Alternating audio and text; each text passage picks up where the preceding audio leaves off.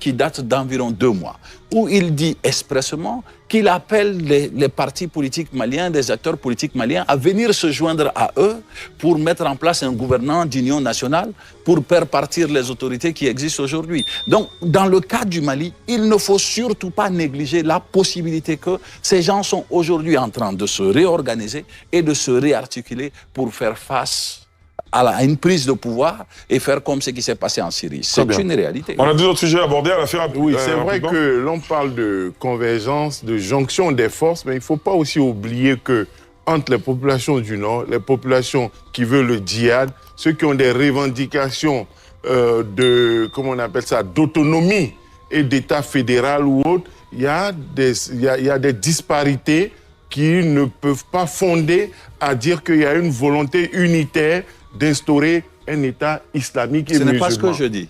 Non, vous avez dit qu'il y a une volonté... Je n'ai pas évoqué les terroristes et les Touaregs. Voilà, je dis que les terroristes ont leur plan. Il y a tout cela. Donc, tous ces terroristes-là ne peuvent pas parvenir à leurs objectifs. Dans ce Mali que l'on connaît, dans ce grand Mali.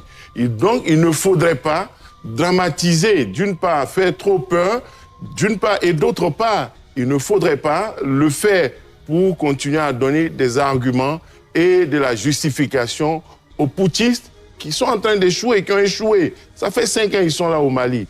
Ailleurs, ils sont là aussi et ils n'ont pas réussi. Et ça, il ne faut pas avoir peur de le dire. En laissant entendre que oui, peut-être les terroristes ont pu se renforcer. Ça peut être un prétexte pour eux de ne plus partir. Mais ils n'ont pas réussi à les neutraliser, à les affaiblir. D'accord. C'est un échec. Alors, il y a clarté. Oui, c'est très important et c'est très sensible.